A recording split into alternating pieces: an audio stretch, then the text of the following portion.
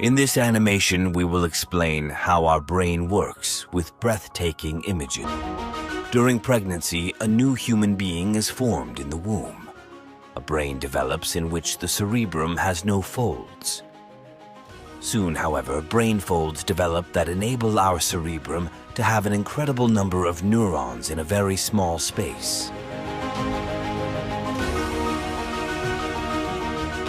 Let's take a look at the general design of our brain. The brain is generally divided into different parts. The brainstem consists of 3 parts: the medulla oblongata, the pons, and the midbrain.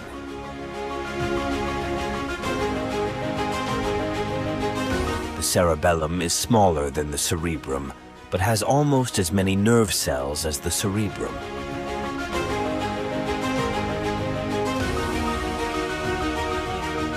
Like the cerebellum, the cerebrum has a left and a right hemisphere. Both hemispheres are divided into areas.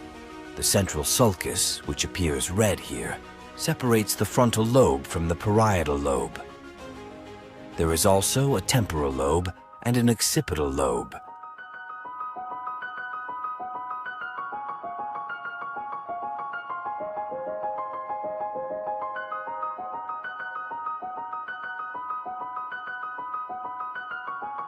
The insular cortex can be found under the frontal, parietal, and temporal lobes.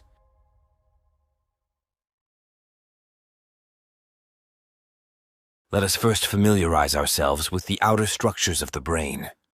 As the brain is very fragile, it is well protected by the hard skull, which consists of several bones.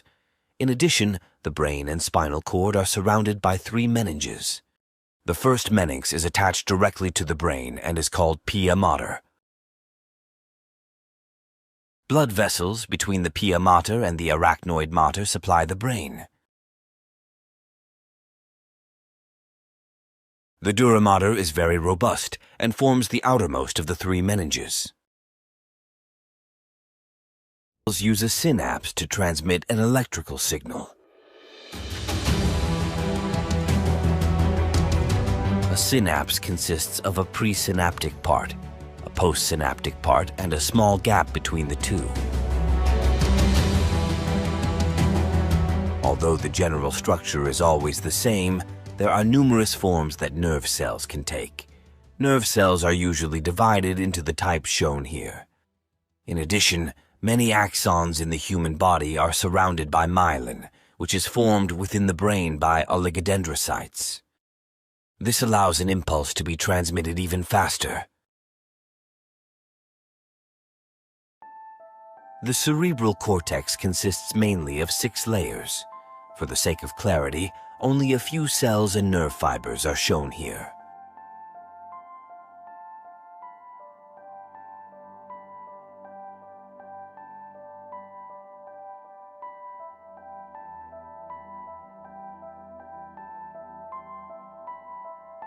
Under certain conditions, these nerve cells can die.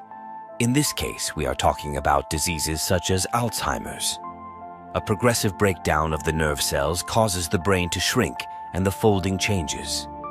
Some of the most common symptoms are forgetfulness, orientation problems, and difficulties in learning new information. Certain nerve cells or areas of the brain perform different functions. The prefrontal cortex contains nerve cells that are said to be responsible for our personality, problem-solving, and self-control, among other things. Broca's area, which makes spoken and written language possible, is often located on the left side. Another important area in the frontal lobe is the motor cortex, which cooperates with the cerebellum so that we can carry out voluntary movements. With the help of the directly adjacent somatosensory cortex, which processes information from receptors on the skin, for example, we are able to generate complex movement sequences. It is important to note that the left side of the brain receives signals from the right side of the body, and the right side of the brain receives signals from the left side of the body.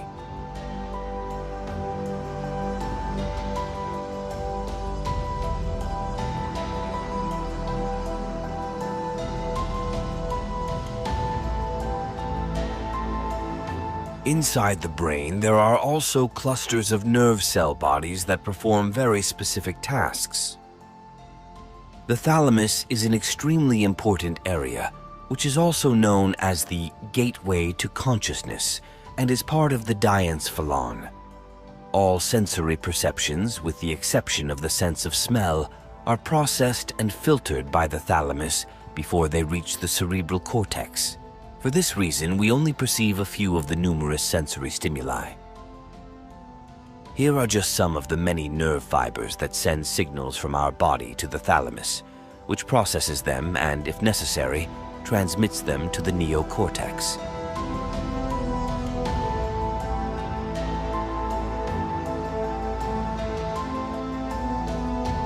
The brain has nerve fibers that run from one side to the other, so that both hemispheres of the brain can communicate with each other. The entirety of these nerve fibers is called corpus callosum.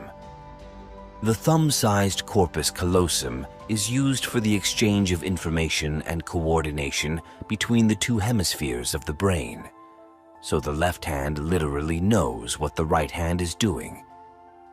Let's take a look at some other areas of the brain that are responsible for very specific tasks. One very important area is the hypothalamus, which is probably the most important control center of the autonomic nervous system. The correct setting of temperature and blood pressure is the task of this brain region. The hypothalamus also controls our thirst and hunger. The limbic system lies deep in the cerebrum and consists of the hippocampus, the amygdala, and the fornix, with the mammillary bodies at the front end. The hippocampus is responsible for memory formation. If the hippocampus is removed or destroyed, people are unable to store new memories. The amygdala is used in particular to store information about dangers.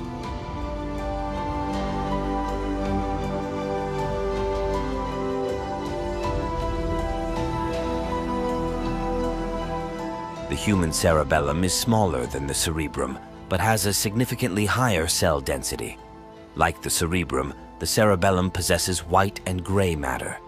The most important nerve cells in the cerebellum are Purkinje cells, which can be regarded as the most complex neurons in the entire nervous system. With the help of its nerve cells, the cerebellum is able to transform planned movement patterns of the cerebrum into coordinated movement sequences. Without the cerebellum, harmonious movement such as walking would not be possible.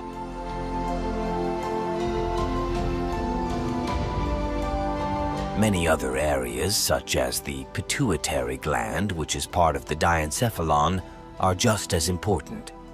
The pituitary gland is responsible for our hormone regulation and thus for growth, reproduction, and metabolism.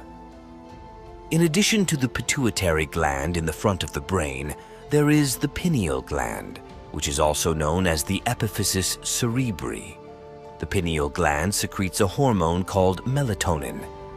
Melatonin is produced in the dark and thus influences our sleep-wake cycle.